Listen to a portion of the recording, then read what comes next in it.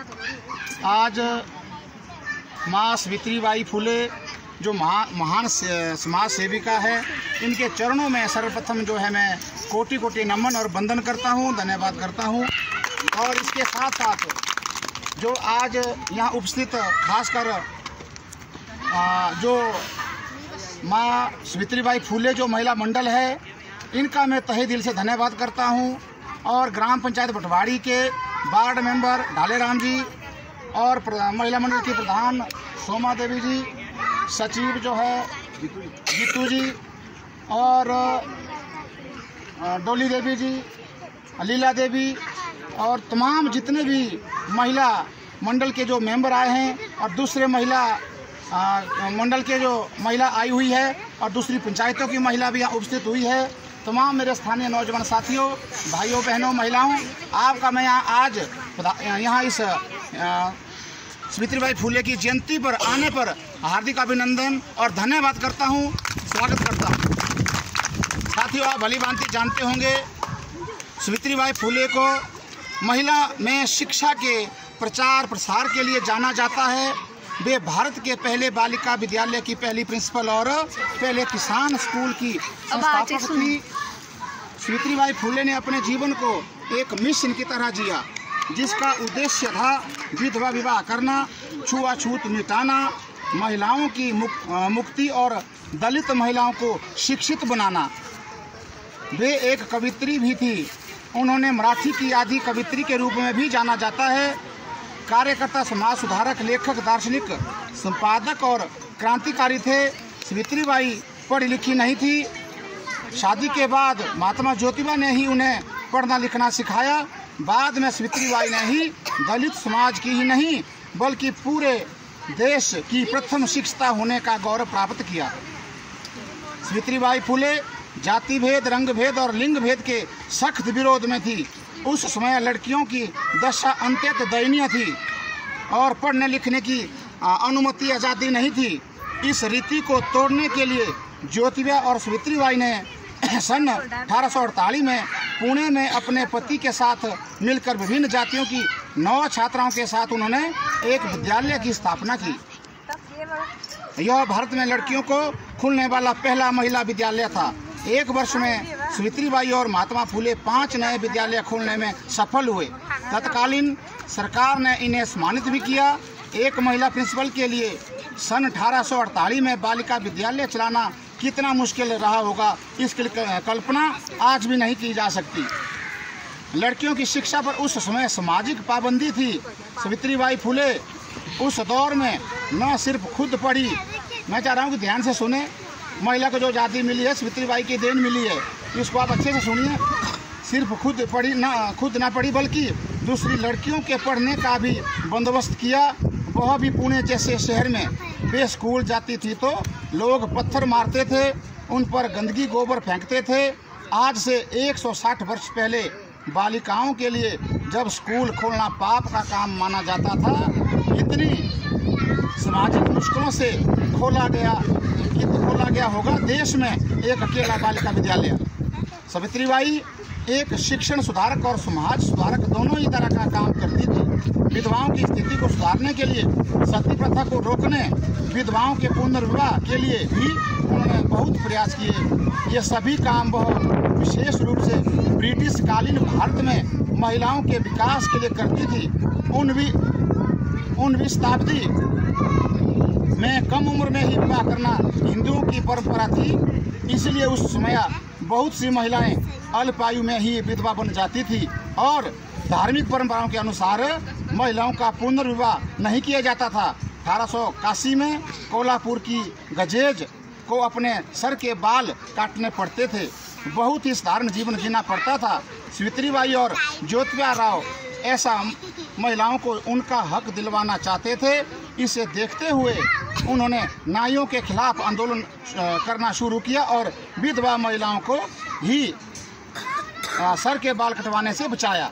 स्त्री शिक्षा के साथ ही विधवाओं की शोचनीय दशा को देखते हुए उन्होंने विधवा पुनर्विवाह की भी शुरुआत की और 1854 में विधवाओं के लिए आश्रम भी बनाया।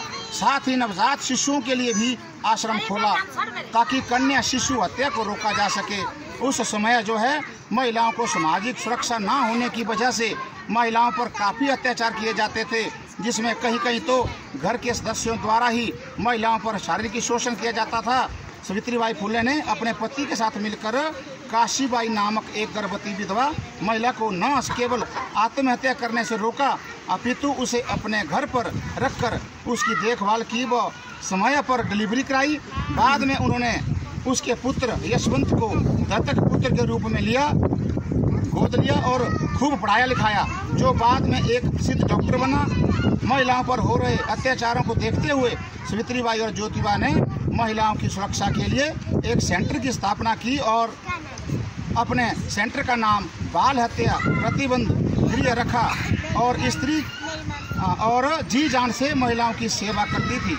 सावित्रीबाई फुले ने कभी पीछे मुड़कर नहीं देखा। अपने जीवन काल में पुणे में ही उन्होंने 18 महीना विद्यालय खोले। सावित्रीबाई फुले महिला विभाग की प्रमुख इस संस्था का मुख्य उद्देश्य शूद्रों और दलितों अति शूद्रों को उच्च जातियों के शोषण से मुक्त करना था। इन्होंने जो योगदान दिया वो अद्वितीय है। सावित्रीबाई फुले पूरे देश की महानायिका है। हर बिरादरी और धर्म के लिए उन्होंने काम किया। उनका पूरा जीवन समाज में वंचित तबके खासकर महिलाओं और दलितों के अधिकारों के लिए संघर्ष में बीता। इतना ही नहीं, एक बारी तो ये भी स्थिति हुई बीच में, कुछ जो है दूसरे जो लोग जो है सावित्रीबाई को बीच में जो है रास्ता रोक दिया। सावित्रीबाई हमारे लोग समाज के लोग पीछे हट गए। सावित्रीबाई जो है एक बड़ी तेज तरार थी। उसने जो है क्या किया, उस व्यक्ति को बीच में एक जोर से चांटा मारा।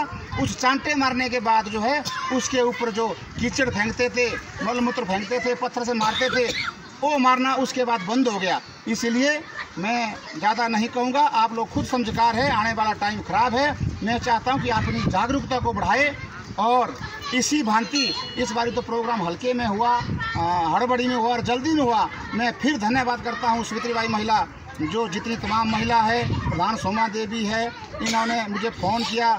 ये जो कार्यक्रम आपको मुझे पूरा पता कि आपको तैयारी करने का बिल्कुल भी मौका नहीं मिला। आपने जो है सिर्फ चलते चलते ही हुआ, जो भी कार्यक्रम हुआ बहुत अच्छा लगा। और मैं चाहता हूँ इसी भांति आने वाले वक्त में हम जो है इस प्रोग्राम को और बढ़ा चढ़ा करके करेंगे और आने वाले टाइम में हम और अपने गांव समाज को जागरूक करेंगे।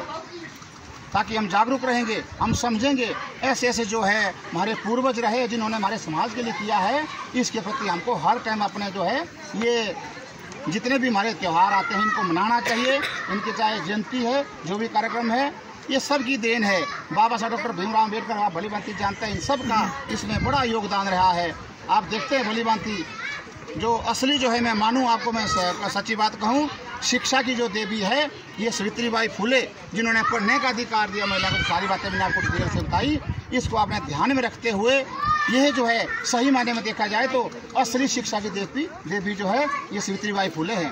तो मैं चाहता हूँ आप जागरूक बने, आने वाले टाइम हम और अच्छा इस प्रोग्राम को करेंगे।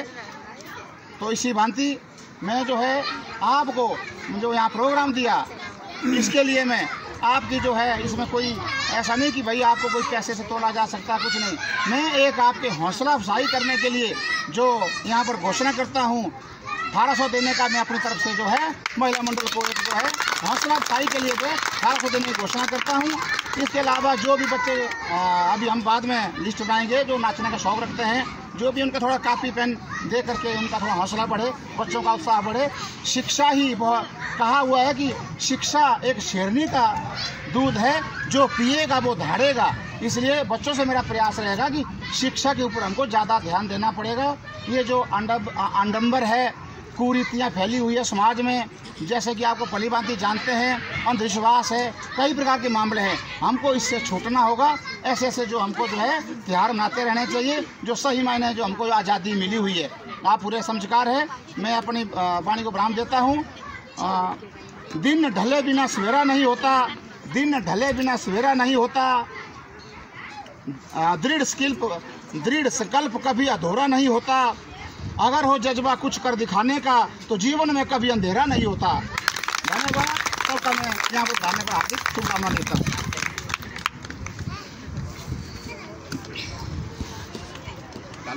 धन्यवाद मुख्य अतिथि जी। अब मैं बुलाना चाहूँगी